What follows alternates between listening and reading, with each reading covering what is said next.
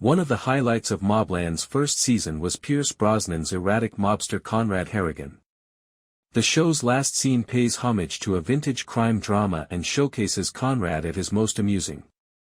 Several important people perished in the violence that marked the rapid and deadly conclusion of the Harrigan/Stevenson fight in Mobland's season finale. However, during the police raid on the Harrigan mansion at the end of episode 9, Conrad and Maeve Harrigan were both taken to prison, so they weren't even involved in all the action. Upon leaving his cell for the first time, Conrad appeared uncertain about the other inmates' reaction to his presence. Low chattering, however, soon turned into cheers and ovation, which Conrad savored as he descended the middle staircase. The inmates who surrounded him in the prison erupted in cheers as he shouted the slogan, "Bring it on," in blatant defiance of the law and those who would try to keep him behind bars. In a couple of seconds, it becomes evident that the acclaim is sincere and puzzlingly widespread. The other prisoners cheer Conrad, a sign of gratitude for his position as the chief enemy of the London police and one of the most feared criminal figures in the city. Because Conrad's existence and the empire he built over the years are the ultimate critique of law enforcement in general, many of the inmates in the prison hold him in high regard.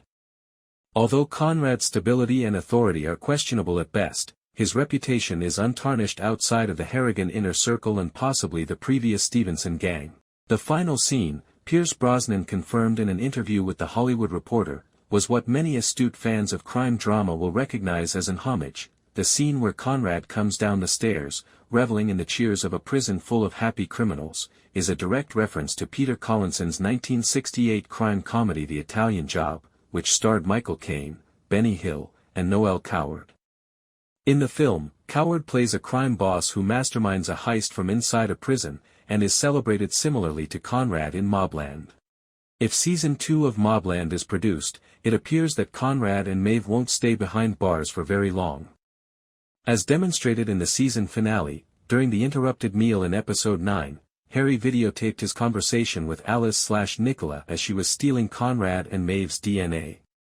Although the recently freed Kevin quips that they should purposefully put both Conrad and Maeve in prison for a while, that should be enough proof to persuade any jury that the elder Harrigan's murder allegation was the product of a fake inquiry. The fact that Conrad serves as a stand-in for a mafia leader who runs his business from within a prison in the episode 10 homage is worth repeating.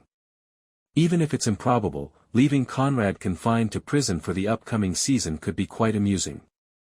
Seeing him traverse the criminal underworld from a prison cell might be an intriguing dynamic to investigate and give Mobland a fresh perspective as the series veers toward an international plot.